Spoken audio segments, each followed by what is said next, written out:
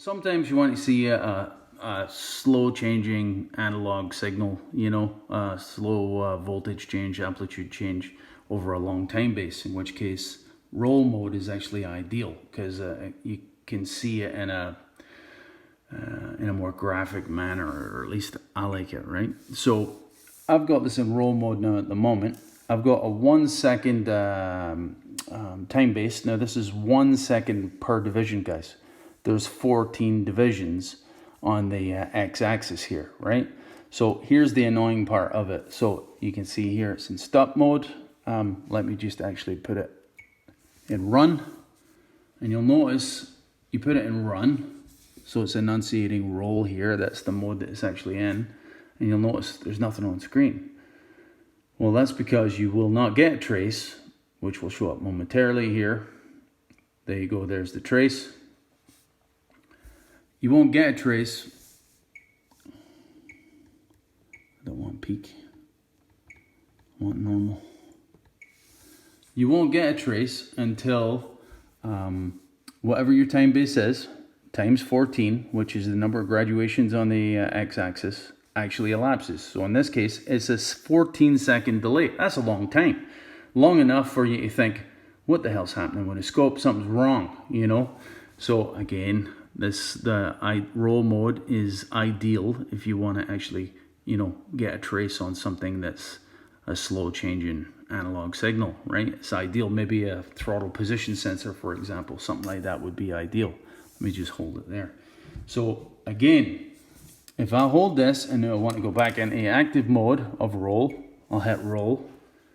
And once again, I have to wait for that 14 times the time base. Again, this is 1 second in this case, so it's a 14-second delay. That's a long time.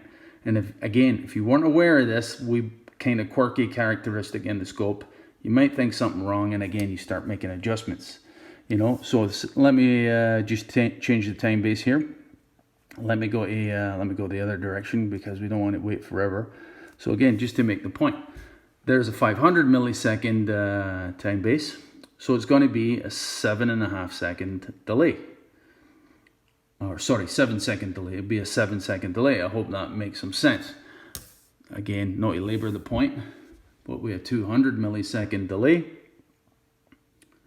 Is going to be 200 times 14, or 2.8 seconds. Final point, 100 millisecond delay. It will be 1.4 seconds before you see a trace. I hope that makes sense, guys. Not to labor the point. And again, your delay on your signal there is going to be whatever your time base is. So if you look at the actual voltage from the power supply here versus what's coming out on screen, there'll be about 100 millisecond delay, right? Now this is going off screen pretty quickly. You might be better off being in taking it out of roll, just setting up your trigger so you can actually capture a trace if it's moving that quickly, obviously, right? So roll has its place, but just be aware there will be whatever your time base is, right? Again, if you stop it and start it, it's going to be 14 times your time base before you're going to see a trace on screen. This can be quite annoying because even a 7 second delay, 2.4 second delay, if you're waiting for something to happen, you can start making adjustments and without realizing that you have to wait for that amount of time to elapse. Maybe an update in the future will actually correct this. I don't know, but for now you'll have to tolerate it. It's a wee bit annoying. Well, one last point here about roll mode here, guys. Just be aware. You can see I've got the measure function on here, and I'm measuring the maximum voltage. Don't think that is going to be the maximum voltage that, since the trace has been active. It's the maximum voltage which is actually on screen. I'll show you what I mean here. So let me just give you a peek so you can see there that it shows 4.2, but as that goes off screen, it only shows you what was on screen, the on-screen maximum, okay? Just to be clear. The measure values, it's not really an absolute maximum.